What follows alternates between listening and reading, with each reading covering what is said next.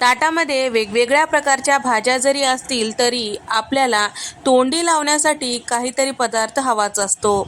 चटणी, लोणचे हे खाल्ल्याशिवाय जेवण पूर्ण होत नाही आणि चटणी, लोणचे जर असतील तर 2 घास जास्तीचा जातो.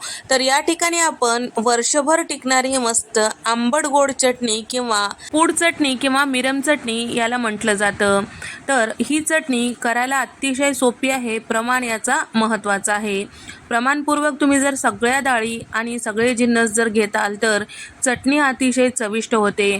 तर या ठिकाणी एकाच वाटीने हे प्रमाण घेतलेलं आहे. तर 1 वाटी चणा डाळ, 1 वाटी सालीची उडीद डाळ, 1 वाटी साल असलेली मुगाची डाळ घेतलेली आहे, 1 वाटी चिरून घेतलेला गूळ घेतलेला आहे आणि तेवढ्याच प्रमाणात इथे मी चिंच घेतलेला आहे.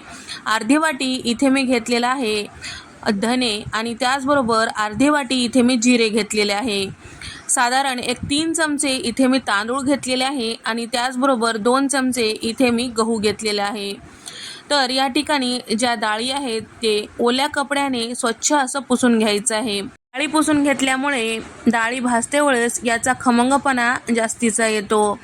तर या ठिकाणी सगळ्या डाळी याच पद्धतीने पुसून घेतलेला आहे आणि गॅसचा फ्लेम कमी करून आपल्याला डाळी भाजून घ्यायचा आहे. या ठिकाणी कढईमध्ये चणा डाळ टाकून घेतलेले आहे. छान असं थोडंसं रंग चेंज होईपर्यंत आपल्याला परतून घ्यायचं आहे. इथे आपल्याला गॅस मोठा करायचा नाही हे सुद्धा लक्षात ठेवा. साधारण 5 मिनिटानंतर इथे आपली डाळ मस्त खमंग भाजल्या गेलेली आहे. एका मोठ्या परातीमध्ये आपल्याला काढून घ्यायचं आहे.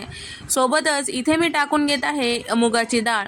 तर इथे मी मुगाची डाळ सालीची घेतलेली आहे. तुमच्याकडे जर साल असलेली मुगाची डाळ नसेल तर साधी आपली पॉलिशची मुगाची डाळ घेतली तरीही चालतो.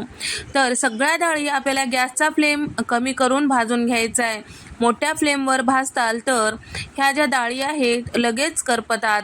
थोडंसं लालसर झाल्यानंतर इथे आपली मुगाची डाळ छान असं भाजल्या गेलेली आहे. आता काढून घेऊयात. सोबतच इथे मी घेतलेली आहे उडदाची डाळ.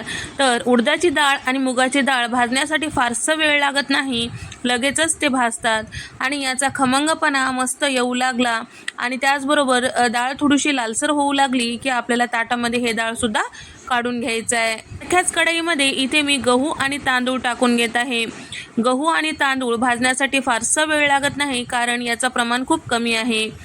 तर या ठिकाणी हे जिन्नससुद्धा भाजते वेळेस आपल्याला गॅसचा फ्लेम कमी करायचा आहे. गहू जसजसं भाजत आला तसतसं छान टम्म फुगतो आणि तांदूळ जे आहे थोडंसं लालसर असं दिसतो. या ठिकाणी सारख्याच परातीमध्ये इथे मी काढून घेतलेलं आहे आणि सोबतच त्याच कढईमध्ये जिरे आणि धने टाकून घेतलेले आहे. तर या ठिकाणी जिरे आणि धने अगदी 1 मिनिटभरामध्ये छान असं भाजल्या गेलेलं आहे. आता परातीमध्ये काढून घेऊया. चटणीसाठी लागणारे सगळे जिन्नस भाजून घेतल्यानंतर परातीमध्ये अशा पद्धतीने थोडंसं थंड करायला ठेवायचं आहे. पूर्णपणे थंड झाल्यानंतर मिक्सरच्या भांड्यामध्ये आपल्याला चटणी तयार करून घ्यायचं आहे. तर या ठिकाणी कढईमध्ये पाव कप तेल टाकून घेतलेलं आहे. घेतलेलं चिंच यामध्ये थोडंसं 2 मिनिट परतून घ्यायचं आहे. थोडंसं चिंचाचा रंग चेंज होईपर्यंत या ठिकाणी तुम्ही बघू शकता थोडंसं या चिंचेला कडकपणा येईपर्यंत आपल्याला परतून घ्यायचं आहे. तर या ठिकाणी आपली चिंचसुद्धा तळून झालेली आहे. आता शिल्लक राहिलेल्या तेलामध्ये आपल्याला साधारण 1 चमचाभर जिरे टाकून घ्यायचं आहे. तर चटणीवर टाकण्यासाठी इथे मी हे तेल तयार करून घेतलेलं आहे. तर या ठिकाणी तयार करून घेतलेलं फोडणीचं तेल एका वाटीमध्ये काढून घेतलेलं आहे. या ठिकाणी मी इथे गॅस बंद केलेला आहे. आता कढईमध्ये साधारण वाटीभर इतकं लाल मिरची पावडर टाकून घेतलेलं आहे. अर्धा चमचा हळद आणि चवीपुरतं मीठ. तर चमचाने मोजल्यास पोहे खायच्या चमच्याने साधारण 5 चमचे इतकं मीठ आहे. या ठिकाणी गॅस बंद केलेला आहे. कढई जेवढी गरम आहे त्यातच आपल्याला मिरची पावडर वगैरे परतून घ्यायचं आहे. जर चालू गॅसमध्ये तुम्ही जर मिरची पावडर परतून घेताल तर याचा खाट भरू शकतो, शिवाय मिरची पावडर करपेल. या ठिकाणी डाळी थंड झालेल्या आहे. मिक्सरमधून थोडंसं जाडसर असं आपल्याला हे फिरवून घ्यायचं आहे.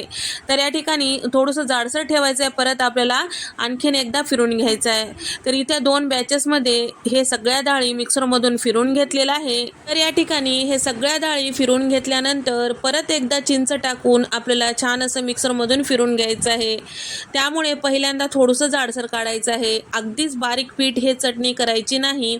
तर या ठिकाणी दुसऱ्यांदा आपल्याला मिक्सरच्या भांड्यामध्ये हे चटणीचं पीठ टाकून घ्यायचं आहे. त्यानंतर थोडं गूळ आणि त्याचबरोबर थोडंसं चिंच टाकून मिक्सरमधून फिरून घ्यायचं आहे. सोबतच तयार करून लाल मिरची पावडरसुद्धा यामध्ये थोडं थोडं टाकून आपल्याला मिक्सरमधून छान असं फिरून घ्यायचं आहे, म्हणजे सगळं छान असं एकजीव होईल. तर या ठिकाणी 2 बॅचेसमध्ये हे चटणी तयार करून घेतलेली आहे. तर इथे आपली हे चटणी तयार झालेली आहे. तर या ठिकाणी जे आपण फोडणीचं तेल तयार करून ठेवलेलं होतं ते सुद्धा यावर टाकून घ्यायचं आहे. लक्षात ठेवा, वर्षभर राहणारं हे पदार्थ आहे, त्यासाठी तेलसुद्धा गरम गरम टाकायचं नाही, कोमट गरम असते वेळेस टाकायचं. आणि त्याचबरोबर डाळीसुद्धा थंड झाल्यानंतर मिक्सरमधून फिरून घ्यायचं आहे. तर या ठिकाणी सगळं तेल यामध्ये मिक्स करून घेतलेलं आहे. तर इथे तुम्ही बघू शकता मस्त अशी आपली चटणी तयार झालेली आहे. वर्षभर हे चटणी तुम्ही खाऊ शकता. आणि त्याचबरोबर हे चटणी जेव्हा आपण साठवून ठेवतो त्यावेळेस अगदी कोरड्या बरणीमध्ये साठवून ठेवायचं आणि रोज खाण्यासाठी एखाद्या छोट्या बरणीमध्ये काढून ठेवायचं. थोडंसं जाडसरच हे चटणी ठेवायचं, हे लक्षात ठेवा, अगदी बारीक पीठ करायचं नाही. तर या ठिकाणी हे चटणी जी आहे भातासोबत, चपातीसोबत, पुरी, पराठासोबत अप्रतिम लागतो आणि भाकरीसोबत तर खूपच छान लागतो. तर तुम्हाला हा व्हिडिओ आवडल्यास व्हिडिओला लाईक करा, चॅनलला सबस्क्राईब करा आणि तुम्हाला हा व्हिडिओ कसा वाटला कमेंट करून सांगा.